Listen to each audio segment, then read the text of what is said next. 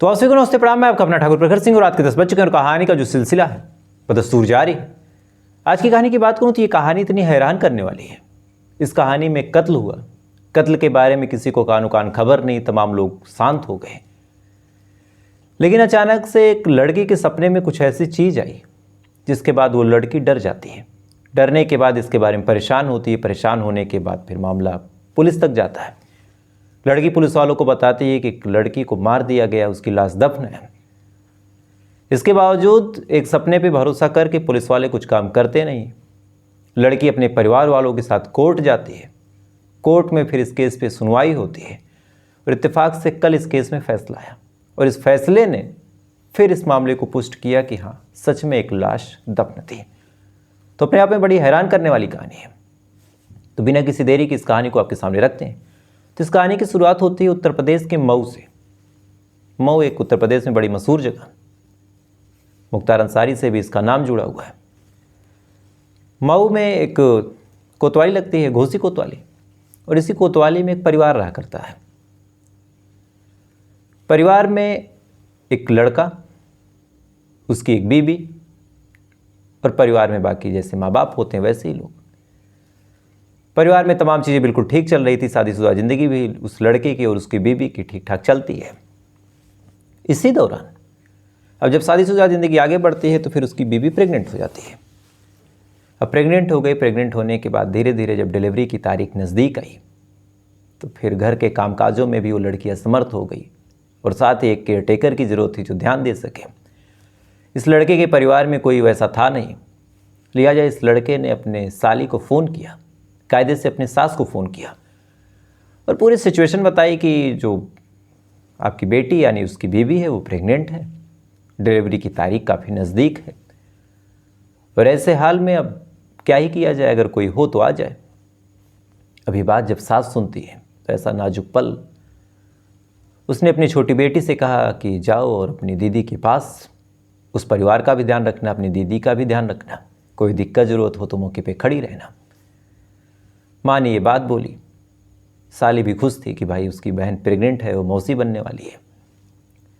इसके बाद वो अपने जीजा के घर आ जाती है।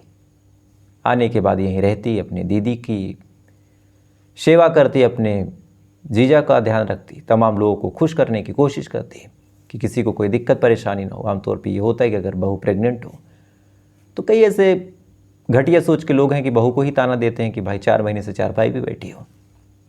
होते हैं ऐसे लोग। तो ऐसे हाल में उस लड़की की पूरी कोशिश थी कि भाई कोई शिकायत का मौका ना दे। धीरे धीरे तारीख नज़दीक आई और 30 नवंबर की बात है। अचानक से उस महिला के पेट में दर्द होता है। दर्द होने के बाद धीरे धीरे तबीयत उसकी बिगड़ती है। घर पे उस टाइम ज़्यादा लोग थे नहीं, बस वो दामाद और साली और वो महिला। तबीयत धीरे धीरे खराब होती है और ख़राब होने के बाद अचानक से लड़की बेहोश हो जाती है। लड़की बेहोश हुई, उसका पति अलग परेशान, उसकी बहन अलग परेशान। पानी की छींटे मारे जाते हैं, उसको होश में लाने की कोशिश की जाती है। 10-5 मिनट तक ये लोग परेशान होते हैं। उसके बाद जब डरते डरते नब्ज टटोलते हैं, पता चलता है कि उस महिला की मौत हो गई है। अब ये चीज़ जब पति देखता है कि उसकी पत्नी की मौत हो गई, वो तो पूरा बदहवास। इधर बहन देखती है, उसके पैरों तले ज़मीन खिसक गई। दोनों रोने लगे। उसके बाद दोनों ने अपने परिवार को फ़ोन किया, इस घटना के बारे में जानकारी दी। फ़ौरन जो लड़के का परिवार था भाग के आता है। आने के बाद लड़की का भी परिवार आने वाला था, लेकिन इस परिवार ने कहा कि अभी मत आओ, कोई मतलब नहीं, हम ज़्यादा भीड़ भड़का नहीं चाहते अपने घर पे, बस हमें अंतिम संस्कार कर लेने दो। परिवार शांत हो गया। उसके बाद इस परिवार ने अंतिम संस्कार कर दिया। एक बगल के कब्रिस्तान में 2-4-6 लोग लाश को लेके जाते हैं, दफन कर देते हैं। ना किसी को जानकारी, ना किसी को इत्तला, शायद रात में ही कर देते हैं। अब दीदी की मौत हो गई। 2-4-6 दिन तक साली उस घर में रहती है, घर को संभालने की कोशिश करती है, लेकिन जब दीदी ही नहीं तो साली का क्या काम। वो लड़की अपने घर आ जाती है। आने के बाद गुमसुम सी, उसकी आंखों के सामने उसकी बहन की मौत हुई थी। सबने पूछा भी क्या हुआ, उसने पूरी चीज़ बताई कि कैसे उसकी बहन को दर्द हुआ, उसके बाद वो मर गई। इस घटना के लगभग 10 दिन गुजर गए। जैसे इस घटना के 10 दिन गुजरते हैं, अचानक से उस लड़की को एक सपना आता है। सपने में वो लड़की देखती है कि उसकी जो बड़ी बहन है वो कुछ कहना चाह रही और बार बार ये कह रही कि अगर तुम सब जानती हो तो सबको बताती क्यों नहीं हो। उस सपने में इस लड़की ने भी अपना पक्ष रखा, लेकिन उसकी बहन ने उस सपने में भी उससे कहा कि देखो, डरने का कोई मतलब नहीं है। एक दिन यह सपना आया, अगले दिन फिर सपना आया। अब जब जब ये लड़की सोने के बाद अपनी बहन को ही सपने में देखती, चौंक के उठती, ऐसा लगता कि बहन कुछ कहना चाह रही। इस बारे में इसने अपनी माँ को भी बताया, लेकिन माँ ने समझाया बुझाया कि ठीक है, दूसरी जगह सो, सर कहीं और करके सो, तुम ज़्यादा सोचती हो। लगभग 1 महीने तक लगातार ये सपना आता रहा। लगातार उसकी बहन छोटी वाली किसी डर में, शायद किसी अफसोस में भी, और किसी ग्लानि की भावना में, जैसे कोई गलती हुई है, ऐसी भावना में पड़ी रही। धीरे धीरे वो सपना हावी होता रहा और अंत में एक दिन उस लड़की के पिता, उस लड़की की माँ, जब तमाम लोग घर में बैठे थे, ये लड़की अपने कमरे से निकल के आती है और आने के बाद कहती है कि मैं कुछ बताना चाहती हूँ। माँ बाप ने कहा क्या बताना चाहती हो? इसने कहा मैं दीदी की मौत के बारे में कुछ बताना चाहती हूँ। अब ये बात जब माँ बाप सुनते हैं, सुनने के बाद थोड़ा चौंकते हैं कि भाई अभी चंद दिन पहले तो मौत हुई है, अब ये क्या बताना चाहती है। माँ बाप ने कहा बताओ। इसके बाद लड़की की आंखों में आंसू आ जाते हैं और ये लड़की फिर अपना मुंह खोलती है। खोलने के बाद इसने जो कहानी बताई, इस कहानी को सुनने के बाद माँ बाप हैरान हो जाए। दरअसल इस कहानी की शुरुआत अक्टूबर से ही हो जाती है। अक्टूबर महीने में जब ये लड़की अपने जीजा के घर जाती है तो शुरुआत में जीजा इसको बड़ा भाव देता है, मतलब कि कुछ खाई या नहीं खाई, क्या खाओगी, मार्केट से कुछ लाना है, फ़ोन में तुम्हारे रिचार्ज है या नहीं, चलो तुमको घुमा लाऊं। ये भी खुश रहती कि भाई जीजा इतना मान रहे, इतना प्यार दे रहे, इतना सम्मान दे रहे। इसी दौरान इस आदमी ने इस लड़की से कहा कि चलो मार्केट घुमा लाऊं। लड़की तैयार हो गई, खुश थी, मार्केट लेके जाता है। उसके बाद एक बिल्डिंग के अंदर जाता है। लड़की समझ नहीं पाती, लेकिन अब जीजा हैं, क्या बोले। इस लड़की का हाथ पकड़ के उस बिल्डिंग के अंदर ये लेके जाता है और फाइनली दरवाज़ा खोल के कमरे में लेके जाता है। कमरे में लेके जाने के बाद लड़की समझ नहीं पाती, कहती कि यहाँ क्यों लाए हैं। इससे पहले कि वो कुछ समझ पाती, लड़का अपनी शर्ट उतारने लगता है। ये भड़क जाती है। फिर ये कहता है कि देखो, इतने दिन से मेरी नज़र तुम पे थी, आज मौका है। लड़की विरोध करती है, ये लड़की को पकड़ लेता है। लड़की मना करती है, ये फिर धमकाता है। उसके बाद उस कमरे में इस लड़की के साथ रेप करता है और इस पूरी चीज़ का वीडियो बना लेता है। कपड़े दूर फेंक दिए थे, इससे पहले कि लड़की कपड़ा पहन पाती, मोबाइल फ़ोन ऑन कर लेता है, वीडियो बना लेता है और कहता है कि अगर इस बारे में तुमने किसी से कुछ भी जिक्र किया तो देखो, कोई सज़ा होनी नहीं है, तुम्हारे माँ बाप अपने दामाद को जेल करवाएंगे नहीं, तुम्हारी बात कोई मानेगा नहीं, लेकिन इतना है कि वीडियो वायरल कर दूंगा, पूरी ज़िंदगी बर्बाद हो जाएगी।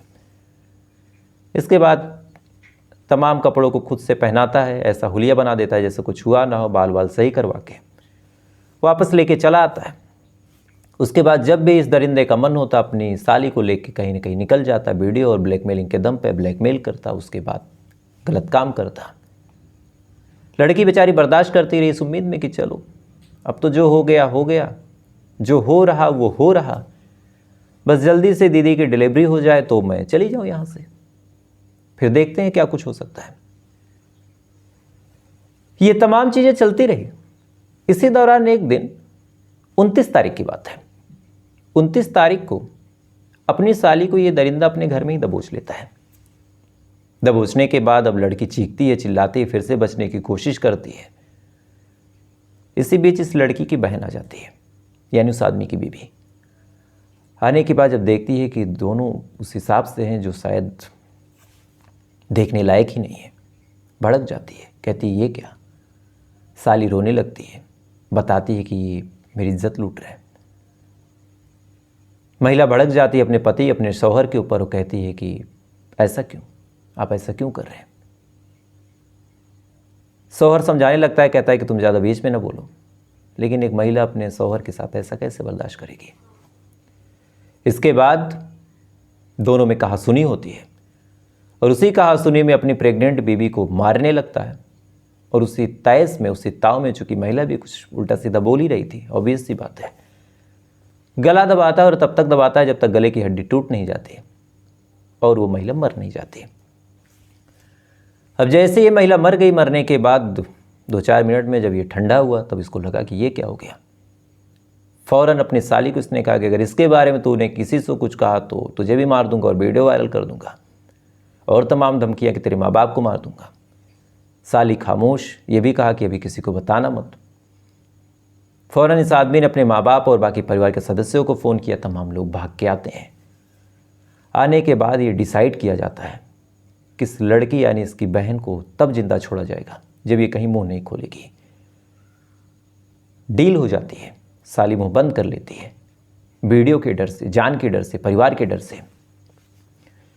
रात में ही तमाम लोग इकट्ठा होते हैं। उसके बाद जैसे तैसे करके उसको घसीट के कब्रिस्तान लेके जाया जाता है। मोबाइल फ़ोन की रोशनी में, टॉर्च की रोशनी में गड्ढा वगैरह खोद के, बिना किसी रस्मो रिवाज के, बिना किसी रीति रिवाज के उस महिला का वहीं पे अंतिम संस्कार कर दिया गया, उसको दफन कर दिया गया। फिर साली के माध्यम से अपने मायके वालों को बतवा दिया गया कि इस हिसाब से पेन हुआ, फिर मौत हो गई। तो जब साली ने खुद बयान दे दिया, यानी उस लड़की की बहन ने, कि ऐसी ही मौत हुई, तो परिवार को डाउट हुआ नहीं। इधर वाले शामिल ही थे, तो ये मामला कहीं खुला नहीं और वो लाश दफन रही। अब ये बात जब परिवार वाले सुनते हैं तो सुनने के बाद सन्न रह जाते हैं। फ़ौरन उस महिला का पिता, उस लड़की का बाप अपनी लड़की को लेकर थाने जाता है और वहाँ पे पूरा मामला बताता है। लेकिन पुलिस, उसके पास भाई न जाने कौन से बड़े ज़रूरी काम है। उसने कहा कि ठीक है, देखते हैं, जाओ। इग्नोर कर देती पुलिस। इसके बाद फिर ये लोग कहते हैं कि साहब इंसाफ कर दो, कत्ल हुआ है, बेटी के साथ रेप हुआ है, इज्जत लूट ली गई, बार बार लूटा गया। पुलिस ने कहा जाओ, ठीक है, देखते हैं। पुलिस वालों ने मामले को इग्नोर कर दिया। नवंबर का ये मामला है, दिसंबर बीत गया, जनवरी बीत गई, फरवरी बीत गई। परिवार वाले थाने कोतवाली के चक्कर लगाते रहे, कहीं से कोई इंसाफ नहीं, कहीं से कोई राहत नहीं। धीरे धीरे परिवार वालों को भी समझ में आ गया कि भाई पुलिस तो कुछ नहीं करेगी, अब एक ही चारा बचा है, चलो अदालत चलते हैं। उसके बाद इन्होंने अदालत का रास्ता अपनाया। हुजूर के साहब ने गिड़गिड़ाया और बताया कि साहब ऐसे ऐसा मामला है, जांच करवा दीजिए। कोर्ट ने जब ये पूरा मामला सुना, सुनने के बाद लगातार बहस होती रही। फाइनली 4 महीने बाद 13 अप्रैल यानी कल, वहाँ के जो जज साहब थे, यानी मजिस्ट्रेट साहब डॉक्टर कृष्ण प्रताप सिंह उर्फ केपी सिंह, डॉक्टर कृष्ण प्रताप सिंह उर्फ केपी सिंह ने अपना फैसला सुनाया और कहा कि इस मामले की जांच की जाए। उन्होंने एक लेटर पारित किया। ये लेटर तहसील में आता है। उसके बाद नायब तहसीलदार की मौजूदगी में जेसीबी की मदद से 135 दिन बाद उस गड्ढे को खोदा जाता है। उसके बाद उस लाश को बाहर निकाला जाता है। फाइनली अब उसका पोस्टमार्टम होगा। क्योंकि ये लाश आज निकाली गई है तो पोस्टमार्टम रिपोर्ट आज, मतलब पोस्टमार्टम होगा रात में, कल आएगी। तब ये मामला पुष्ट होगा कि सच में लड़की ने जो कहानी बताई वो सही है गलत। लेकिन जिस हिसाब से चीज़ें हैं, जिस हिसाब से पूरी सीक्वेंस हुआ, जिस हिसाब से लड़की का आरोप है, इतने दिनों तक खामोश रही, उसके पास कोई वजह नहीं है झूठ बोलने की। उसको ही पता है कि झूठ बोलूंगी तो बदनामी ही होगी। तो आप सोच के देखिए कि एक कत्ल, एक लाश, फिर एक सपना, फिर परेशानी, इसके बाद ये पूरा मामला निकलता है। तो अपने आप में बड़ी हैरान करने वाली कहानी। लेकिन अब इससे भी हैरान करने वाली बात यह है कि ये पोस्टमार्टम होगा, जांच पड़ताल होगी, तफ्तीश होगी, तमाम सबूत इकट्ठे किए जाएंगे, कैसे कत्ल हुआ, कौन कातिल है, इसका आधिकारिक तौर पे पुष्टि की जाएगी। क्योंकि एक गवाह के दम पे सब कुछ चलेगा नहीं। तब इस मामले में देखिए क्या सुनवाई होती है। और उससे भी गज़ब की बात थी, आप पुलिस वालों को देखिए कि लोग कहते रहे कि खुदवा लीजिए, लाश सड़ जाएगी, किसी ने कुछ नहीं सुना। तो क्या ही बोले। तो फिलहाल बड़ी अजीब सी ये कहानी थी। मुझे लगा इस कहानी को आपसे ज़रूर शेयर करना चाहिए ताकि आप भी थोड़ा सा अवेयर रहें और हर चीज़ के कई पहलू होते उस पर विचार करें। तो फिलहाल ये थी पूरी कहानी। और इस कहानी के बारे में आपकी क्या राय, कमेंट जरूर कीजिएगा। और साथ ही जवाब कौन देगा सीरीज में अलग अलग वीडियोज़ आ रहे हैं जहाँ जहाँ कुछ गलत हो रहा है हम उनसे सवाल उठा रहे हैं, जो हमारा काम है वो कर रहे हैं। आपको वीडियोस कैसे लगते हैं कमेंट करके ज़रूर बताइएगा। और साथ ही अगर आपको मेरी कहानी अच्छी लगती हो और जवाब कौन देगा सीरीज भी आपको अच्छा लगता हो तो लाइक कीजिए, सब्सक्राइब कीजिए, चैनल को प्यार दीजिए, अपने दोस्तों भी शेयर कीजिए। नया चैनल है, यानी इस फील्ड में खासकर जवाब कौन देगा सीरीज में प्रेशर बहुत ज़्यादा है, न जाने कितने केसेस देखने पड़ते हैं। तो आप लोग का प्यार रहेगा तो चीज़ें स्मूथली होंगी। तो फिलहाल अब आपसे कल फिर मुलाकात होगी ऐसी किसी कहानी के साथ। अब तक आप अच्छे रहिए, खुश रहिए। जय हिंद, जय भारत।